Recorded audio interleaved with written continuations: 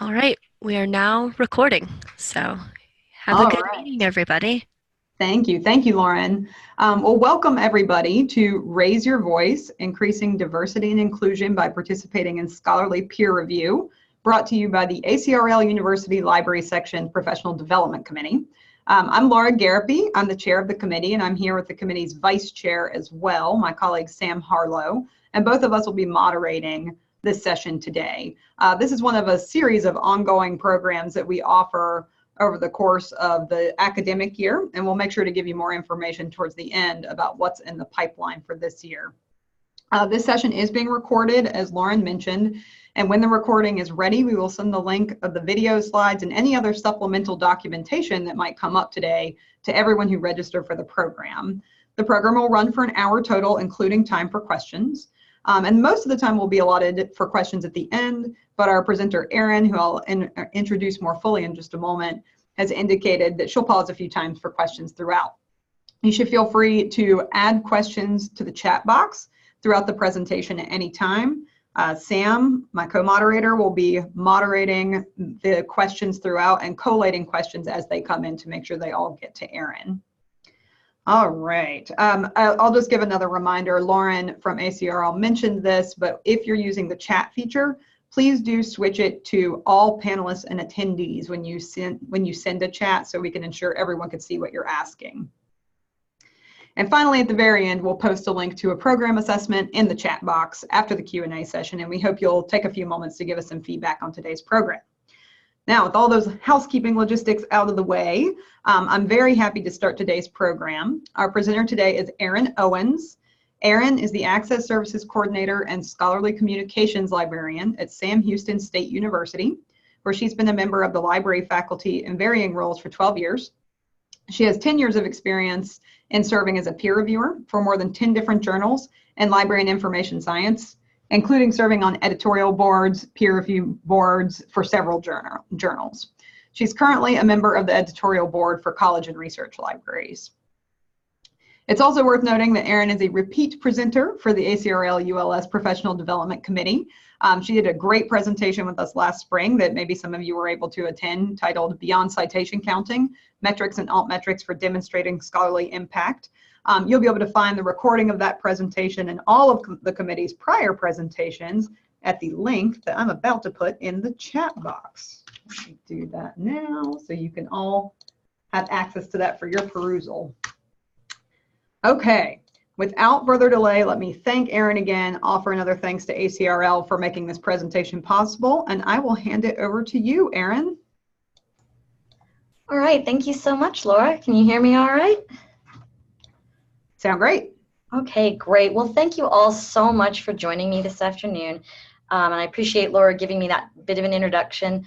I also included just a little bit of an introductory slide for myself here, just kind of, again, recounting my position and the years of experience I have as a peer reviewer. My slides will be provided to everyone after the session. So if you want to explore any of the resources I've linked in here, you'll have access to that. I wanted to share one quick note as I'm starting. One of the resources I've linked to here on my biographical slide about myself is my Publons profile. And Publons will come up several times during this presentation. So I just wanted to give a very quick note. This is a platform operated by Clarivate Analytics, which is the company that currently owns Web of Science. And it's a platform to verify and track peer review activity. It's a free tool. So every time you complete a peer review, you can send some information to them, and they provide sort of a vetted resume of review activity. So wanted everybody to kind of have an understanding of what that tool is, as it will come up a couple of times. All right, so a very quick outline of what I want to talk about today. We're going to talk about what is peer review and why does it matter, looking at the diversity problems and their impacts in peer review, ways we can work on increasing the diversity, equity, and inclusion. We'll hit some notes on what's in it for me, why would I care about being a reviewer, and then we'll look at the responsibilities and expectations for reviewers, how you can get involved, how you can build your skills and confidence along the way. Then we're going to do some practice exercises, and then there will be some slides of selected references at the end that you may wish to explore when the slides are sent out. So what is peer review? Scholarly peer review, also known as refereeing, is really just the process of subjecting one author's scholarly work, research, or ideas to the scrutiny of other people who are experts in that same field. The process is considered to have been begun in about 1776, and it has been evolving and changing ever since. Now, what is the good of peer review? Why do we care about it? It does help serve as a quality control mechanism, making sure that the reporting being put out in a field is of high quality. It helps to verify the originality, significance, and relevance of an article. Ideally, it will help us to improve scientific quality and presentation. And it helps to ensure that the research is really embedded in the existing literature, make sure things are put in context and that previous work is acknowledged appropriately. So as Stoop kind of summed up, this helps us to contribute to better science reporting. So better conduct of science, but also better reporting of science. A recent 2019 study, I have this citation here to Squazzoni, he suggests that peer review could also be seen as a value multiplier. And what he means by that, he found that articles which were reviewed and rejected by one journal, then later reviewed and published in a second journal, sometimes saw more subsequent citations after they were published. He asserts that they're benefiting from going through those multiple rounds of peer review, suggesting that the peer review process really does add value and improve the work with every iteration. So now, while we're on the subject of sort of definitions, I think it's important to recognize that the concept of peer review embraces numerous different models. The most familiar and most common are single blind and double blind. In double blind review, neither the reviewer nor the author knows the other person's identity. This anonymity is supposed to help minimize our personal bias, whether that might take the form of prejudice against our competitors or favoritism for our friends. In single blind review, the reviewer does know who the author is, so there is more space for that potential bias, but the author does not know the reviewer's identity, so they still maybe don't take the review personally and hold it against the other person. I'm not going to discuss all of these other models in detail, but I think it's good just to understand that there are a wide variety of approaches which may be taken in different contexts. So what's the diversity problem? Well, in a nutshell, there is a lack of diversity. And I want to make clear here that I'm using the term diversity with a broad intent in terms of the characteristics that might be encompassed there, including gender, ethnic and cultural background, nationality, language, age, socioeconomic status, and even spanning the career spectrum. So thinking about whether early, mid, and late career researchers are all being involved in review. When we think about peer review, the reviewers are often seen as the gatekeepers of scholarly publishing.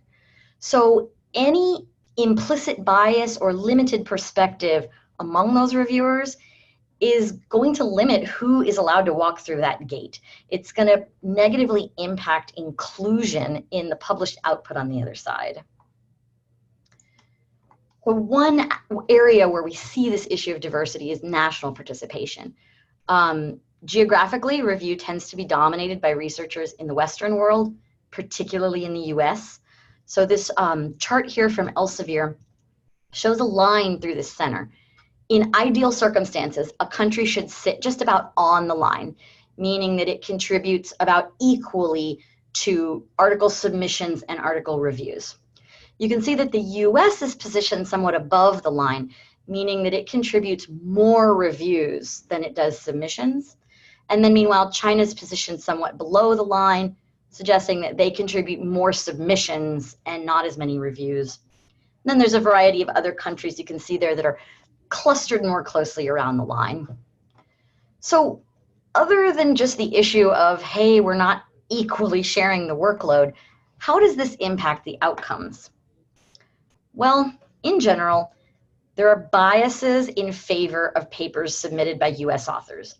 We see that bias among US reviewers and non-US reviewers, but the bias is more significant among US reviewers. So the more that review is dominated by those US reviewers, the more that the publications themselves are biased towards US authors. Bringing in a greater diversity of national origin into the reviewer pool might help us to kind of offset or dilute those biases. And then ideally, authors from other countries would be better represented in the scholarly literature. Gender is another characteristic that comes up. Peer review participation tends to be more male than female. Now, I will admit here the caveat that very rarely is anyone tracking the reviewer's actual self-reported gender of me saying, I am reviewing this and my gender is X.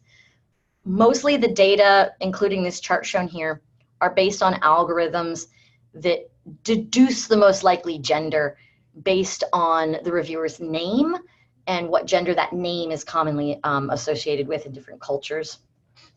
So these numbers may not be absolutely precise, but they still help to illustrate a problem. So this chart here, which is from a 2018 report by Publons, this suggests that only about 22% of the reviewers on Publons are likely female, while 45% are likely male, and then 33% could not be determined by name. Now, I've pulled in some data from an additional study here. This was looking at the biomedical journal eLife and noting that only about 1/5 of the reviewers for eLife were women, whereas the other 4/5 of reviewers were all men. The second chart here with this same study essentially demonstrated that all female review panels were more likely to accept submissions written by female lead authors. So if we increase the gender diversity of peer review by including more women, we might positively impact the inclusion of female researchers in the published literature. And then another characteristic I wanted to focus on here is this idea of repeat reviewers. So we see a really high proportion of reviews being contributed by just a small number of people who participate frequently. Many journals are struggling to recruit the number of reviewers they need, and a lot of researchers just feel too busy to take on frequent reviewing. So we see the same people over and over again. That might lead to them becoming much more experienced through their practice, but it's also going to further narrow the range of perspectives that are contributing to sort of polishing up the scholarship in a discipline. And I've got two different data points here on the slide. Again, this 2018 report from Publons suggests that only 10% of reviewers are performing 50% of all reviews. Now, I like to try and keep this in perspective for myself. Their data is based on reviewers who are using the Publons platform. There might be some self-selection bias here. The people who work more eagerly to do greater quantities of reviews might be more likely to be using that platform. So that may not represent other people out there that are just doing an occasional review here and there that maybe aren't represented in that data set. But I also found this study from Wiley that I have quoted here where they found that 49% of their reviewers were currently reviewing for 5 or more journals. So about half of them were doing a very significant amount of work. And then within that, 61% of people who had more than 5 years of review experience were reviewing for 5 or more journals. So the people who'd been doing it longer were doing an even more substantial portion of the work. I also found a study, 2017 study by Charles Fox, that's not represented on the slide, but it's cited in the references. He found that when editors face the greatest difficulty recruiting reviewers, that's when papers were tended to be reviewed less positively and were more likely to be declined. Now, I realize a whole variety of factors could be in play there, but I think his findings suggest, at least in part, that when editors are struggling to recruit a knowledgeable reviewer, they might have to settle for an available reviewer who has less expertise in the article's subject matter. And this may lead to unbalanced reviews simply because of lacking knowledge. So if we have more willing participants in the reviewer pool, we improve the likelihood that an editor can find a sufficiently knowledgeable reviewer who can fairly assess the nuances of the specialized area they're reviewing. Now, some of the other studies that I found that are summarized in the references, I didn't have time to go into all of this in detail, but other studies have suggested potential correlations of review decisions with other types of reviewer and author characteristics, including things like socioeconomic status, age, and language. I think language is important because English does tend to dominate the scholarly journal landscape. Non-native English authors seem to be disadvantaged when the reviewers are primarily native English speakers. And it may just be that the native English speakers get caught up in the writing not sounding like them, not sounding like the way that they speak or write. And maybe they're paying more attention to how it sounds than to what it says. But with all of these various characteristics I've mentioned, I do think it's also important to note that the research findings disagree a little bit about the significance of the impact. So how much or how little are these characteristics impacting the results of reviewing? And obviously that impact can vary between disciplines, between specific journals, between individual reviewers. But overall, what we see is that the reviewer pool tends to be smaller and more homogeneous than the author pool. And so then whether it's due to implicit or explicit bias, some reviewers are more likely to favor submissions from authors with certain characteristics, which disadvantages the authors who represent other diverse backgrounds and perspectives. That in turn really does disadvantage the diversity of perspectives that are available in our scholarly literature for all of us as practitioners to learn from and leverage. So how can we help to increase the diversity? Honestly, just encouraging a greater number of librarians from a wider variety of backgrounds to participate in our field's peer review process could help to improve the diversity of the pool, and that might help to mitigate some issues of bias, improve equity in the review and publishing process, and ideally increase the inclusion of diverse authors in the outputs of scholarly publishing.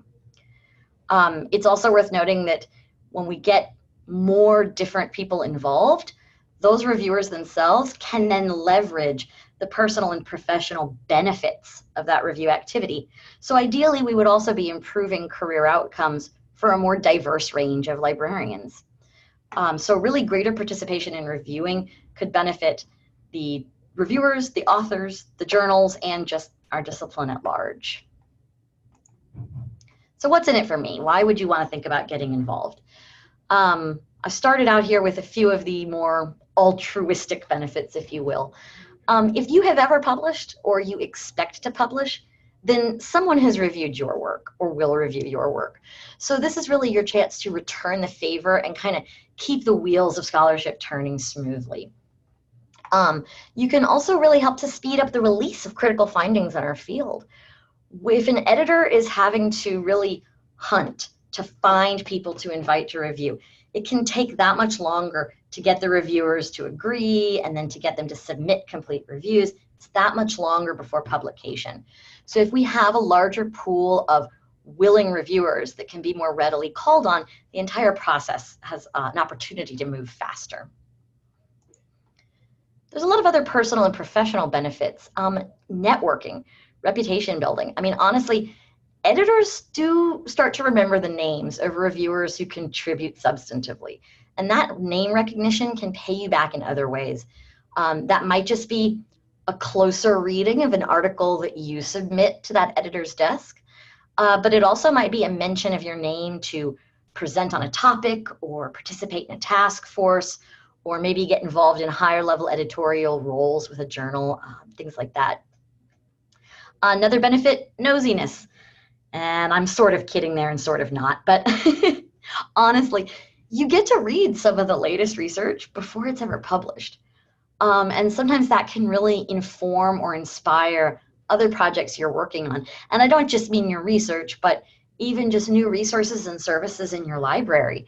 I always feel really invigorated getting to see this new research as it's first coming out and kind of learn in advance. Peer review will also give you service activity for your own resume. It's widely recognized as an important act of service to the discipline. So if you are on a tenure track position, or if you're evaluated in other ways that have expectations for service activity, this can be a way to fulfill that.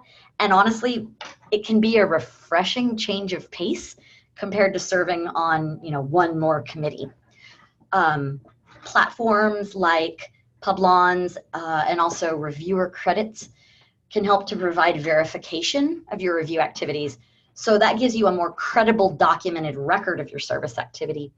And actually with Publons, they now integrate into your ORCID profile. So if you as a researcher maintain an ORCID profile, your peer review really now is becoming an increasingly visible part of your professional portfolio. Now, another reason why we need to participate is really professional development. Peer review is an evolving aspect of the scholarly communications lifecycle. It has new controversies, new developments, new approaches appearing regularly.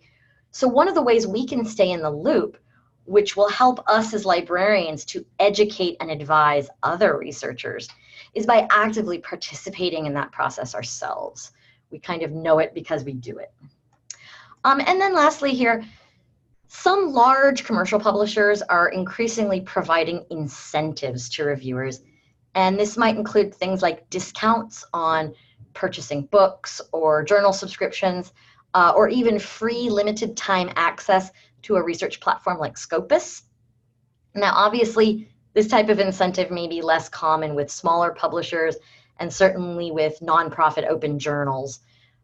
And to be honest, personally, I don't always find these incentives very useful. If my library is already subscribing to the journals that I care about from a publisher, I don't really need the discounted personal subscription. But on the other hand, my library is a Web of Science operation. We don't subscribe to Scopus. So I have actually found some benefit to my own research activities when I get periods of free access to Scopus. So overall, your mileage may vary, but it's worth at least being aware of the possibility of some of these other tangible types of incentives.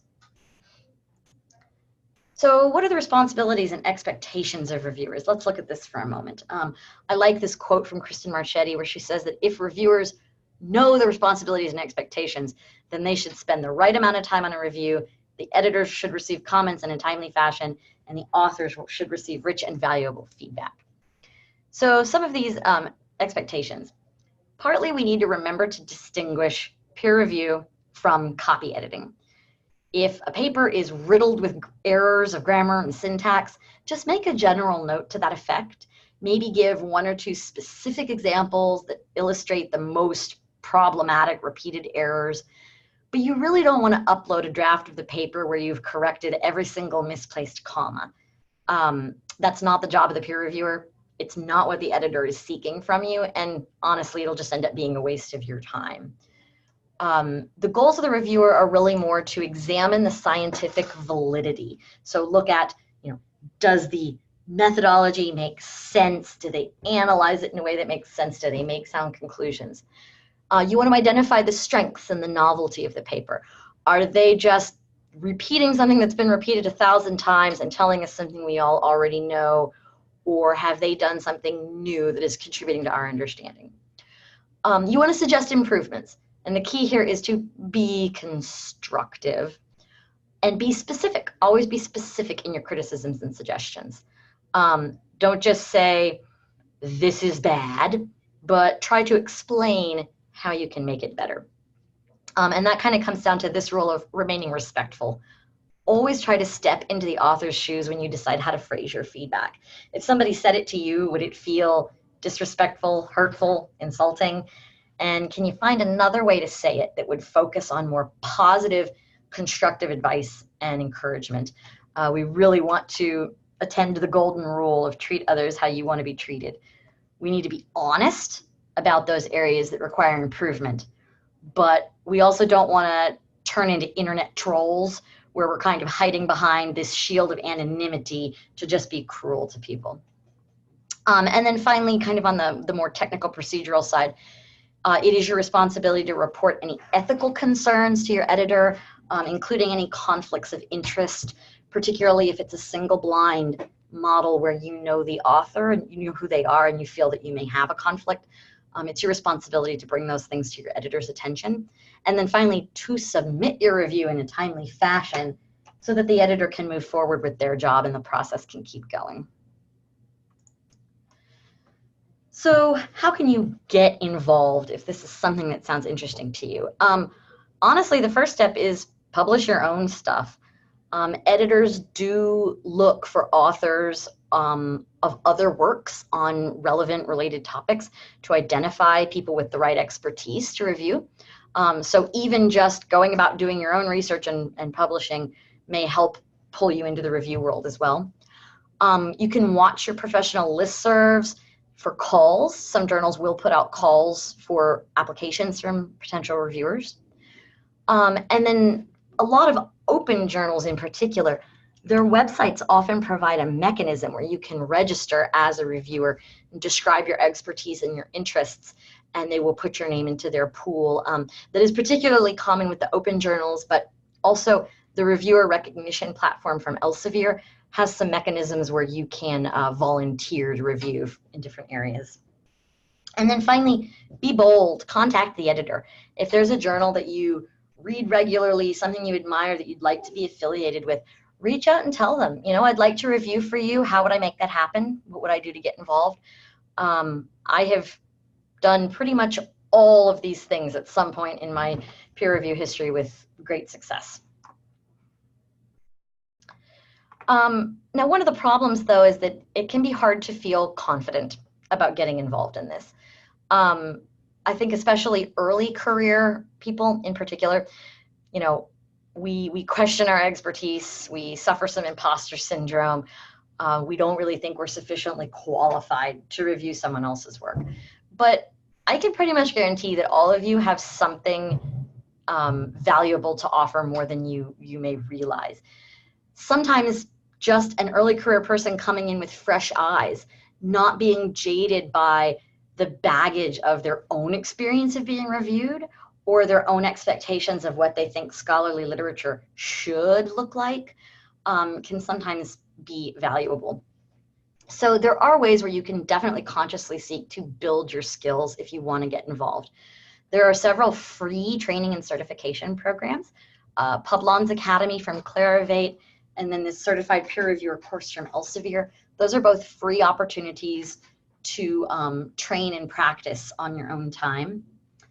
Then obviously you should always thoroughly and carefully read the reviewer guidelines provided by the journal you're working with, as well as other journals in your field. Get a sense of what are the standards for reviewing in this field.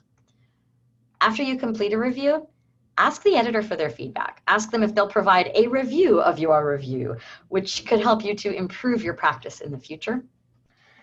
And then after a publication decision is made on something you reviewed, in most cases, the editor will email you and let you know this was the final decision on this article, and then they will often include all of the anonymous comments from each reviewer. So I find it helpful to go back and read the comments from those other people. Did they identify weaknesses that maybe I agree with but didn't notice when I read it? Do they offer specific suggestions for improvement somewhere where I really kind of struggled to propose an alternative? So looking at what they did and reflecting on how it relates to what I did can help me think about how to achieve a more constructive review next time. And then finally here, you might also seek opportunities to do collaborative reviewing, where you're working with a more experienced peer as an opportunity for mentorship through the process. And while you're going through that review process, there's a number of excellent checklist tools out there that will help walk you through the appropriate questions to ask for each section of the article to make sure you're working through it systematically, asking the right questions in order to give the right recommendations. So I've linked to a number of these good checklists here that you'll be able to find in the slides. Okay, so now I want to take a pause for some questions before we move into the practice exercises. Hey, this is Sam, who's been moderating the chat. So the first question was, do you have data on the number of African American, American Indian, Hispanic reviewers, etc.? That is a really excellent question. I don't have that data available at the moment, but there are certainly some sources out there. I can almost guarantee you it varies by discipline. So there's some good studies that have been done within specific subject areas. I don't know within LIS, but I'd be happy to look into that and include some links with my slides when I send them out. Great. The next question is, what happens when the reviewer demonstrates explicit bias in their review? What does a reviewee do? What about implicit bias and dog whistling? Oh, that is a really excellent question. If you're on the author side and you're reading these comments and you really feel like you can recognize clear signals of bias, clear signals that there's something wrong, the first step is to bring that to the editor's attention, to reach out to the editor and very clearly explain what you're seeing in the comments and what concerns you about it. Make sure that you really build a strong case with the editor about why you think there's a problem. If the editor doesn't agree or doesn't take it up, you want to see where you can go up from there, and that depends a little on the journal. If you're working with a journal that's, let's just say maybe College and Research Libraries that's published by ACRL, one of the journals within ALA, for example, then you might go up to the leadership of that division in ALA and say, hey, I had a serious concern about this review, and now I have a serious concern about the editor who's not taking this concern seriously. In other cases with some journals, there may be an editorial board you can go to. There may not be. Sometimes if the editor has said something, there's not much upwards to go. But definitely going to the editor first and very clearly explaining your concern would be the starting point, I think. Okay, so the next question is, how do we get editors to be accepting of a more diverse group of reviewers, i.e. early career researchers, people of color, women? Is it solely the responsibility of an individual? No, that's a really good question. It's really not. I think it needs to be something that the discipline as a whole is pushing for. It needs to be something that is explicitly part of the values. So, even just initiatives like what we've seen in, through ALA, the recent initiatives to really push equity, diversity, and inclusion, kind of increasing awareness and advocacy in these areas. That's a good starting point. I'm not sure that I have all the answers for everywhere that needs to come from, but I definitely agree with you that it can't all be on the individual. It can't be on you to tell the editor that, this is why you need me because I'm a woman. That being said, I think it can be on the individual to make a case for what they bring to the table as a reviewer, not necessarily in the sense of saying, this is my identity, I'm Black or I'm female or whatever, but focusing on the expertise that you bring. So being able to lay out a very clear, succinct summary of this is the training I have, this is the experience I have, this is the expert knowledge that I bring to the table to review in this area. Because ideally the editor shouldn't need to think explicitly about, oh, you're a woman and I need to fill some kind of quota for women. They should be able to read that case of what expertise you bring to the table and know that they want to include your expertise. So I think that's the part where the individual can do the most, is just know how to sell yourself and know how to sell your strengths of what you're going to be able to do for them. Okay, so the next question is about the balance of relying on proprietary platforms and vendors like Publons, Elsevier, etc. for training and tracking activity. How can we balance the need for PR to come from an academic community and not colored by a vendor's interest? And how can we balance capacity as in working with vendors, but also asserting more academic community control of diversifying reviewer pools? I'm so glad that you asked about that. That's something I worry about a lot, about the vendor dominance in this area, which is one reason why when I mentioned Publons as one place where you can kind of track activity, I also always try to recommend reviewer credits.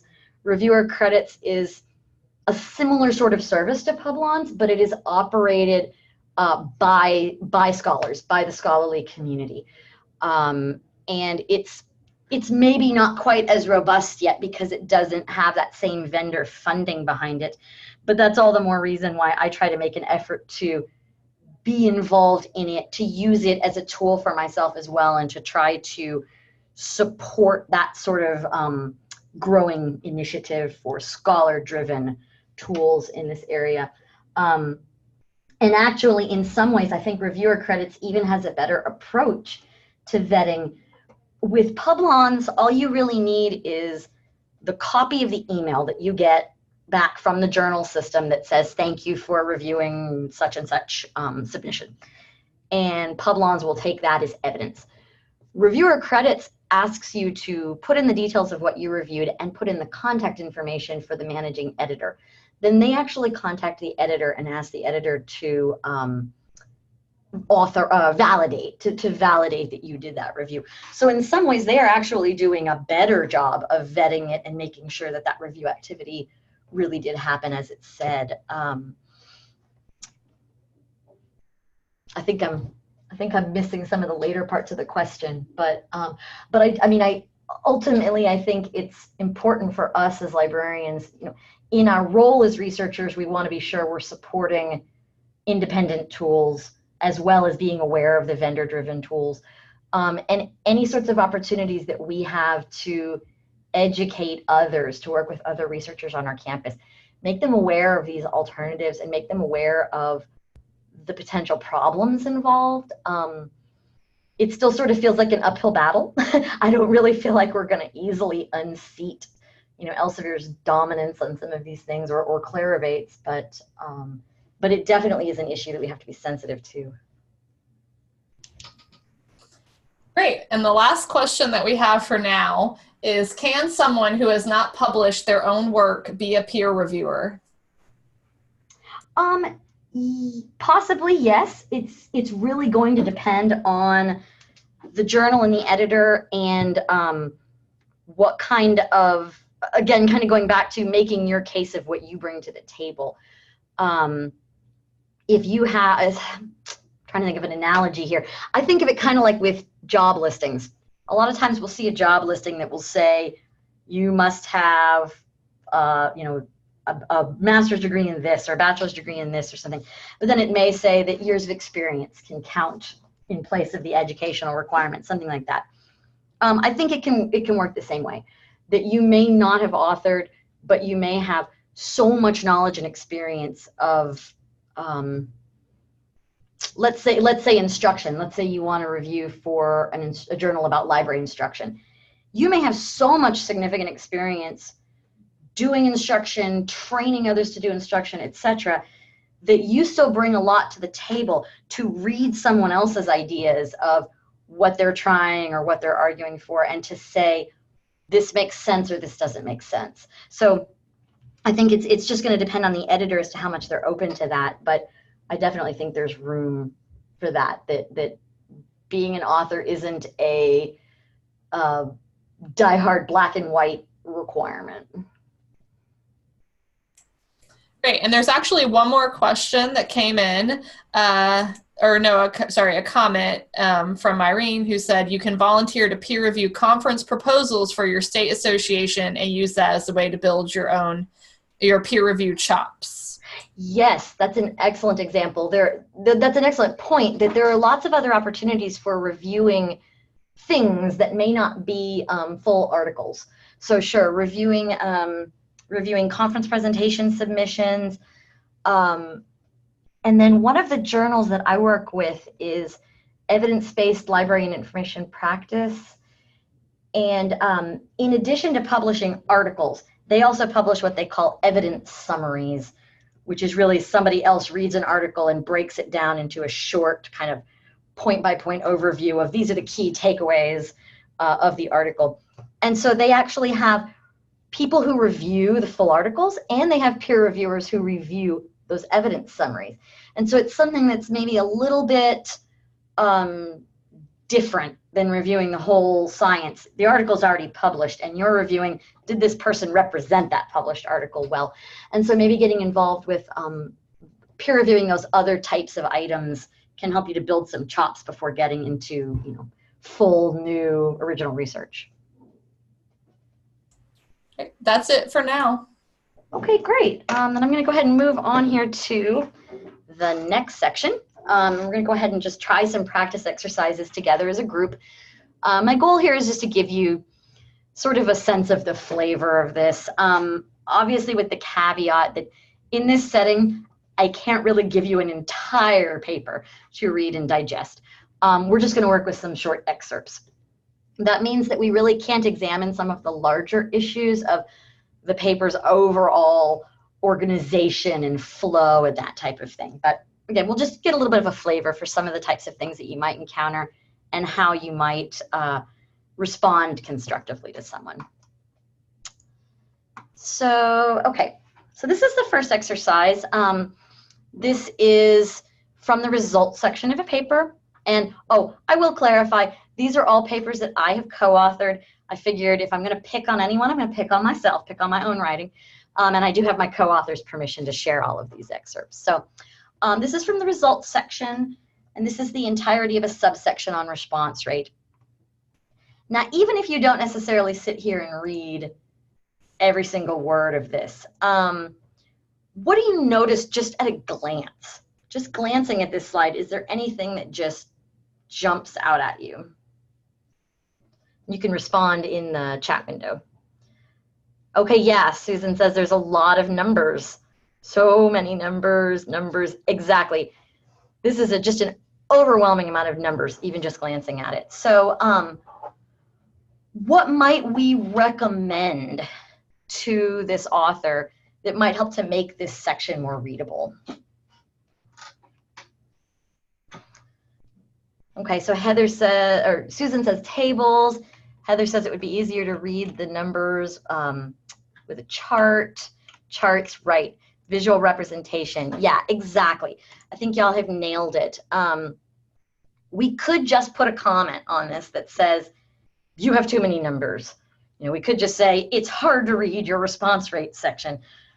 But that's not necessarily helpful. The author's brain may not be going the same direction as ours.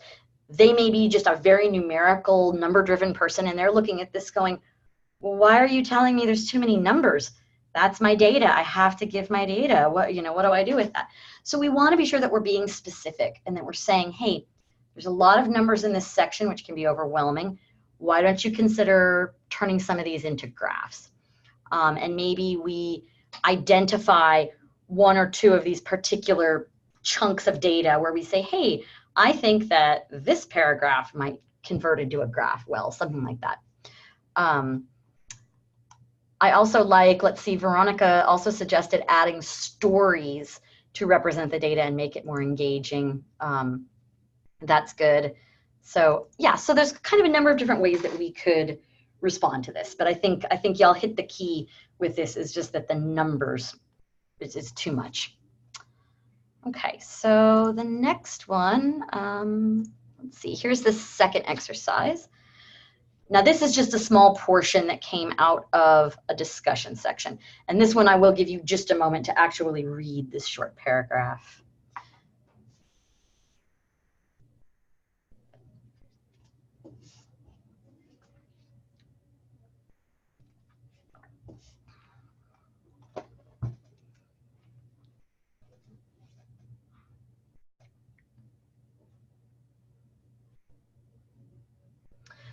Okay, so as you start to kind of wrap up reading that, is there anything that strikes you as odd if this paragraph is all you have?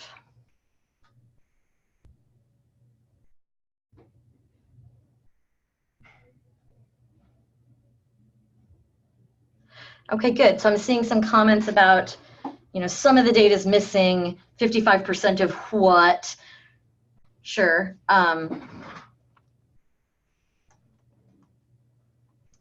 Mostly, always, might. Some of these terms seem like the data was combined for generalization. Oh, John says, why the wrong hypothesis? That's a really good comment, that the authors don't say why did they have that initial assumption, and they haven't, at least maybe haven't yet gone into why their results disprove it. Susan suggests reorganizing. It seems strange to return to the expectations after sharing the results. Sure.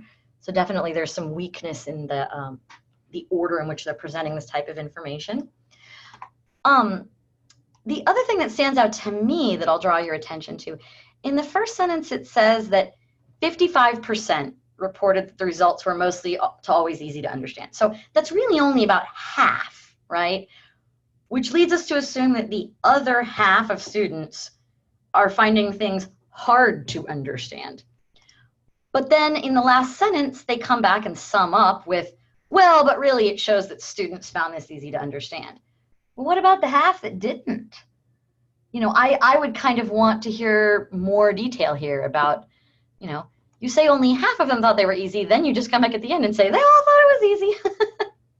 So I think this would be an area where you would want to find some constructive comments about the organization, kind of the logic of why they're including this hypothesis in the middle of the data. You know, should the hypothesis go somewhere else in the paper, more in a methodology section? And then helping them to recognize that you sort of say it's half and then you sort of imply that it's all, and maybe you should also be talking about that other half that thinks it's not easy. Now, admittedly, as I said, starting out with the caveat, this is only a one-paragraph excerpt, so it's a little hard to know what else might be discussed in other places. But if this is all we have to go on, I think that's some of the things that stand out to me. Okay, so here's the third exercise, and again, this is just one small subsection from the results, but this is the subsection in its entirety. It has this one paragraph of text and then figure one that accompanies it. So if you take a moment to peruse this paragraph, looking at the text and the figure, is there anything that you notice?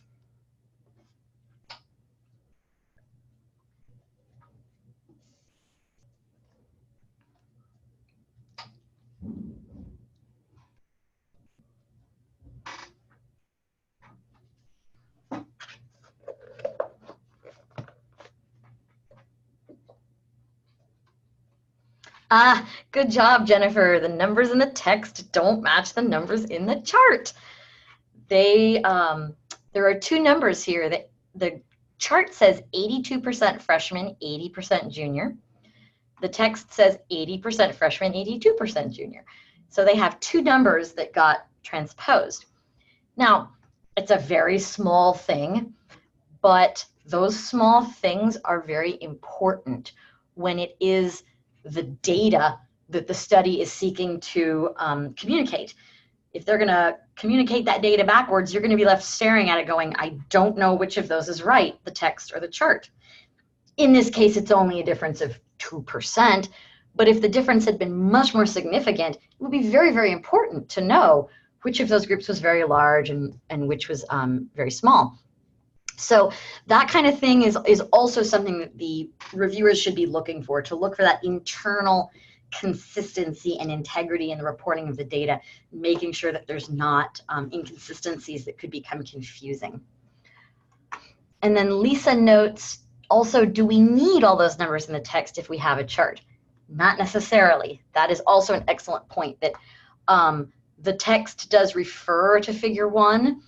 Figure one will clearly show you the numbers. So to some extent, maybe the sentence that summarizes those could just be taken out for concision. And then Margie says, besides the mismatched numbers, I think it's pretty well written. Well, thank you. That's nice. And then Lisa, yeah, descriptions might be more important than text than the numbers. Yeah, exactly. Okay, so like I said, that's a small point, but it is something valuable for a reviewer to pay attention to that consistency. Okay,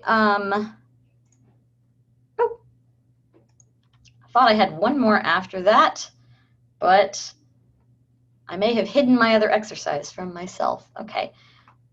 Okay, so this brings us then to my selected references slides. Obviously, I'm not going to go through this in detail, but these will be here for your reference when the slides come out.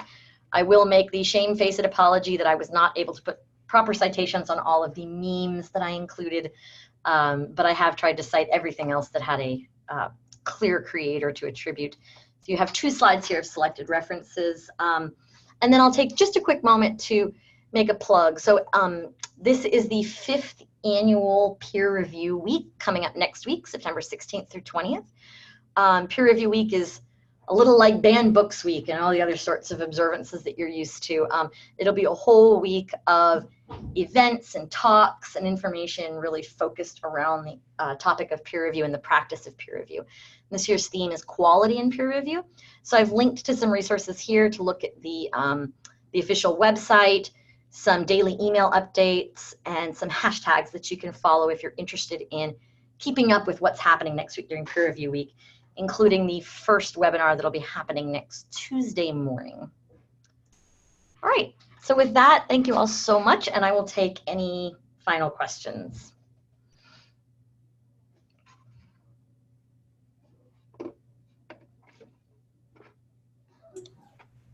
So far, there are no other questions, but I think we will start putting the evaluation link in here, but this is the time. If you guys have questions, please put them in the chat. And if you think of a question later, you're always welcome to email me. I really enjoy talking about this subject.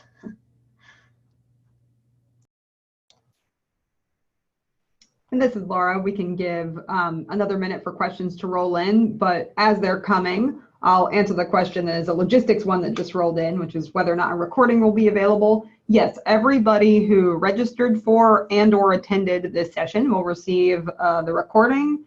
Erin's been kind enough to be willing to share her slides, and we'll take a quick debrief as a group of moderators and a presenter to decide whether or not there are any additional links we'd like to carry along.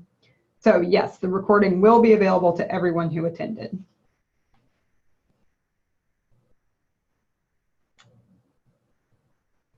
And it looks like a question. Oh, yeah, sorry. No, it's fine. A lot of chats coming in. So how might we offer something like this to journal editors? Well, that is an excellent question. Trying to think. I mean, within certain disciplines, I mean, obviously there's maybe some targeted areas. You know, there are a number of journals published within ALA, so theoretically you could target something within that group for, you know, training for those editors. But as you get out into the broader discipline, it's really hard to know how you target those people. There are some, you know, professional organizations and things that, trying to think, things like the Committee on Publishing Ethics, stuff like that, that, you know, maybe there's some space there to reach out. But I think it is the sort of topic that is out there for people who work in publishing. So I'm hoping that that is trickling down from the publishers to the editors. But that is a really excellent question that, as we said earlier, we can't assume that it's all the work of the individual to justify their inclusion. And so it's good for us as the individuals to be aware of all of this and to be thinking about how this impacts what we do. But then obviously it's very important for the people in the positions of power, the editors who are actually choosing those reviewers, to also be informed of all of this.